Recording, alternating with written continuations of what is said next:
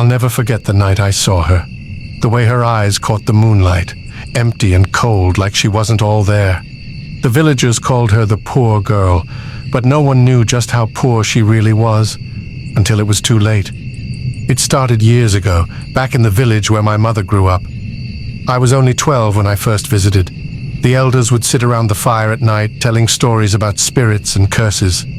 They always warned us not to go near the old well just outside the village, especially when the sun began to set. But one story stood out. The poor girl. Her name was Amina, a quiet girl from a family that had nothing. People said her father drank too much, and her mother died from sickness. Amina did all the chores, worked in the fields, and barely spoke to anyone. The villagers said she had bad luck, so nobody wanted to be near her. They wouldn't share their food, wouldn't help her family. No one cared. And as the years went on, she became invisible. Even when she starved, no one noticed. Until one day she just vanished. Some said she ran away. Others whispered darker things, but no one cared enough to find out. Years passed, and people forgot about her. But strange things started happening.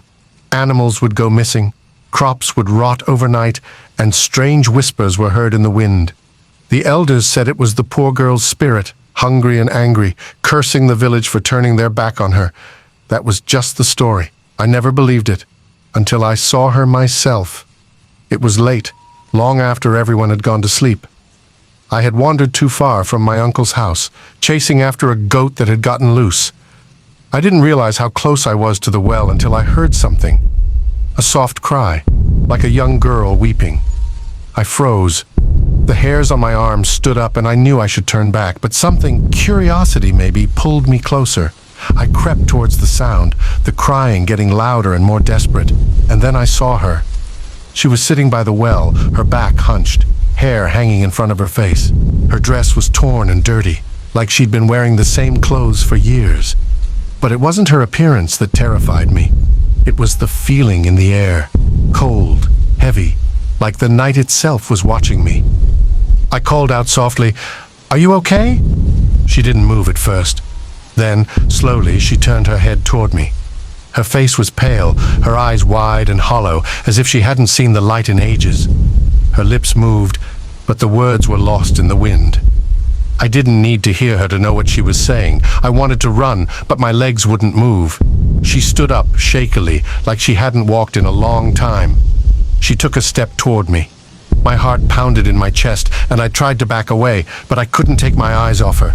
She reached out, her hand thin and bony, and that's when I noticed something strange. The ground beneath her feet was wet, dark and wet, as if she had just climbed out of the well. I glanced down and saw the puddle spreading around her, thick and black like oil.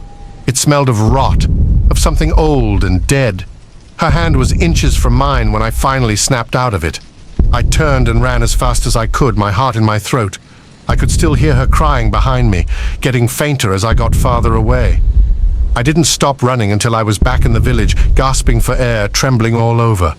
I told my uncle what I saw, but he didn't believe me. "You were imagining things," he said. But I knew what I saw. I wasn't imagining it. A few days later, the village was hit with the worst drought in years. The crops died, and the animals wasted away. People whispered that it was the poor girl's curse, punishing us for forgetting her, and I believed it. I never went near that well again. None of us did. But sometimes, when the nights are quiet and the moon is full, I can still hear her crying, just beyond the village, near the old well. And I wonder if she's still waiting for someone to help her, someone to finally notice her after all these years. Help me. But no one dares to go. Not anymore. The weeks after I saw her felt heavy, like the air itself had thickened with something dark. The village wasn't the same. The laughter of the children stopped. People became tense, their eyes always darting toward the forest, toward the well. The animals started acting strange, too. Chickens refused to lay eggs. Goats grew skittish and stopped wandering too far from the huts. Every night the same thing happened, dogs barking at something none of us could see. Every night, closer to the well.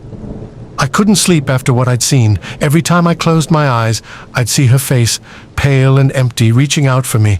I'd hear that soft, desperate cry echoing in my mind. And every night I'd lie awake, waiting, fearing I'd hear it again in the distance. One night, weeks later, I finally did. The crying came back. It was faint at first, barely audible over the wind, but as the night deepened, it grew louder. No one else seemed to hear it, but I knew.